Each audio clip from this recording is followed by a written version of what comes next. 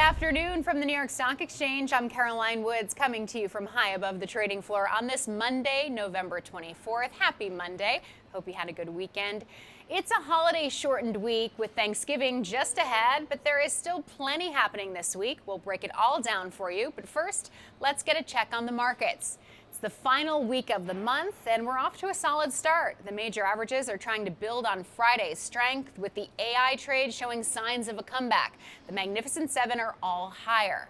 Alphabet continues to lead the charge. It was the only Mag 7 stock that finished in the green last week.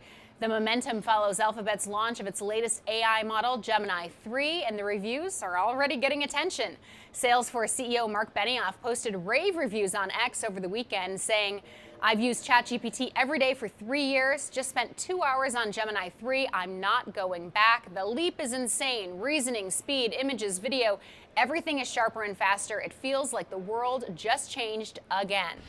Tesla is also charging higher after CEO Elon Musk said on X that the company is close to finalizing its latest artificial intelligence chip, the A15, and it's already starting work on the A16. Musk says Tesla's goal is to roll out a new AI chip design into volume production every 12 months. And for today, at least, investors seem a lot more excited about that roadmap than the fact that Tesla's China sales just hit a 3-year low. According to CNBC, the U.S. automaker's market share in the Chinese EV market shrank to 3.2% in October from 8.7% in September as competition heats up and a price war continues. This raises concerns that the EV maker could see its first full-year sales decline in the country this year. Even with today's rally, Tesla shares are still down about 8% this month.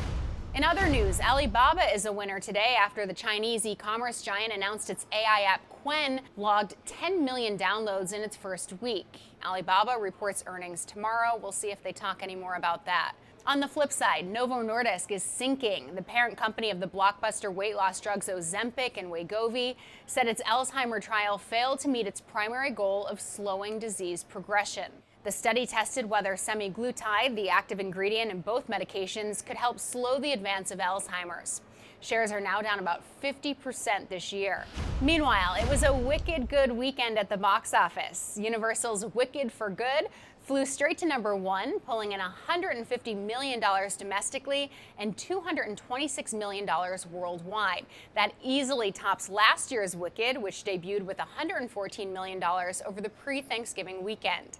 It also became the second biggest domestic opening of the year, coming in just behind Warner Brothers' live-action Minecraft, which pulled in $162.8 million, and ahead of Disney's Lilo and Stitch, which pulled in $146 million.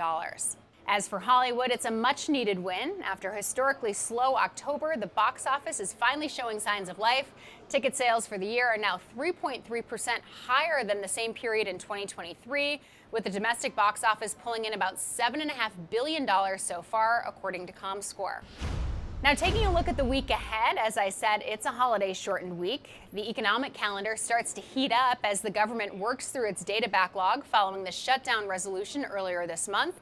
We'll get September producer price data from the Bureau of Labor Statistics and retail sales numbers from the Census Bureau, both out on Tuesday, as agencies rush to publish before the Thanksgiving break. Investors will also be watching the Conference Board's consumer confidence reading for November, which is also set to report on Tuesday. It's a relatively quiet week on the earnings front after last week's heavy hitters, but we'll hear from companies like Dell Technologies, HP Inc., Analog Devices, and Deere, plus a handful of retailers. Kohl's and Best Buy are on deck, along with Dick's Sporting Goods, Urban Outfitters, and Abercrombie & Fitch as they headline this week's lineup. Now, speaking of Kohl's, the company announced today that interim CEO Michael Bender will become its permanent chief executive.